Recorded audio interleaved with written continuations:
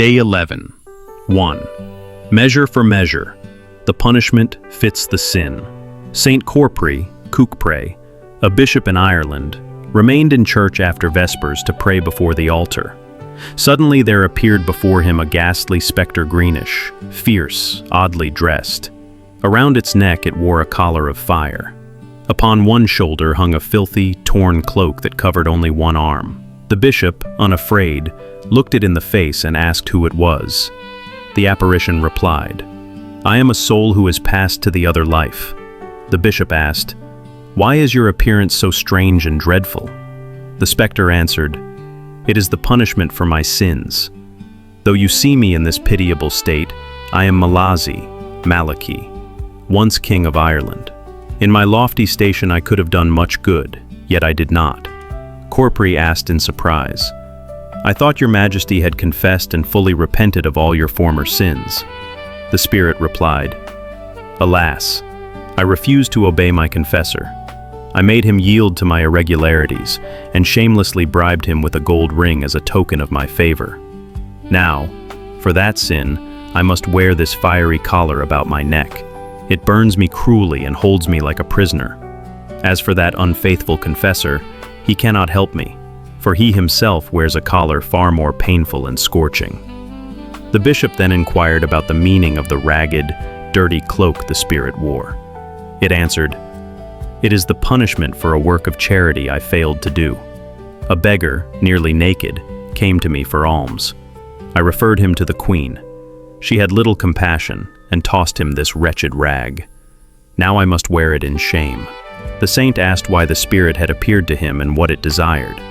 It said, "The demons torment me with countless punishments, but when the evening office is sung, they tremble and flee, leaving me a brief respite. God allows me to come to you to beg your prayers." Then the spectre cried out, "Woe, woe, the devils are coming. But before I depart, I wish to point out where I kept 3 kilos of gold and over 300 kilos of silver. Do with them as you judge best." Saint Corpri answered, "No, no, I desire no treasure but that of heaven. Yet that will not keep me from doing all I can to help you." The spectre vanished, crying aloud, "Woe to those who fail to do good while there is still time." The bishop gathered his priests and told them the vision, seeking counsel on how to act for the deliverance of the king and of the confessor. They decided that the bishop would pray especially for the king, and the priests would pray for the confessor, offering holy masses, fasting, and fervent prayers to appease the divine anger. These devotions were carried out faithfully for 6 months.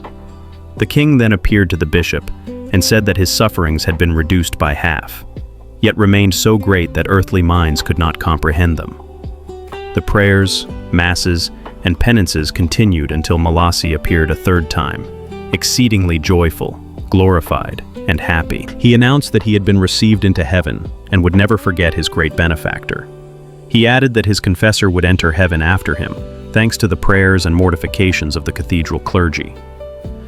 The saint asked why they had not entered heaven together. The king replied that the personal intercession of the bishop had been more pleasing to God than the combined prayers of the other priests. Thus does God show special favor to those who love him more. 2. Prelates and religious are severely purified in purgatory for failings in their office. Blessed Francisca of the Blessed Sacrament burned with devotion to the holy souls. She was the very embodiment of zeal for them, always praying, fasting, wearing a hair shirt, and practicing harsh penance, 7 to the shedding of blood. She constantly had masses offered and urged many others to perform good works for the soul's deliverance. The demons tried to convince her that she herself would spend many years in purgatory, because she thought only of the dead and neglected herself. But the holy souls often appeared, assuring her they would repay 100-fold.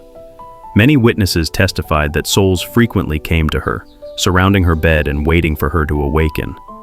They said that merely seeing her lessened the severity of their pains. When they saw her praying the rosary, they took the beads and kissed them as instruments of their deliverance. To move her even more, they often appeared with the very instruments of their sins, which had become the instruments of their punishment. At times, bishops appeared wearing flaming insignia of their rank, saying, We suffer because we sought honors and office too eagerly.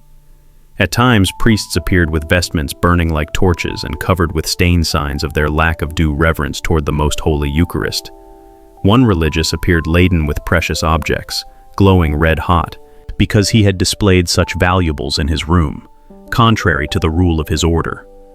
Blessed Francisca also saw a notary of Soria, with all his tools paper, pen, ink scorching hot, because he had acted unjustly. He begged her to ask God's pardon for his addiction to gambling. In addition, a bag of fire clung to his hand as punishment for theft. He said, "At death I would have fallen into hell if God had not granted me perfect contrition, but I must endure a very long and very painful purgatory. I beg you, pray and do penance that I may be delivered." Christophe de Rivera, Bishop of Pamplona, heard that Blessed Francisca had been given light from God, that his predecessor was still detained in purgatory. He prayed, and especially asked Francisca to pray. One night, the former bishop appeared to her to thank her, and then ascended to heaven. If bishops, priests, and religious are so strictly punished even for lighter faults, what of us?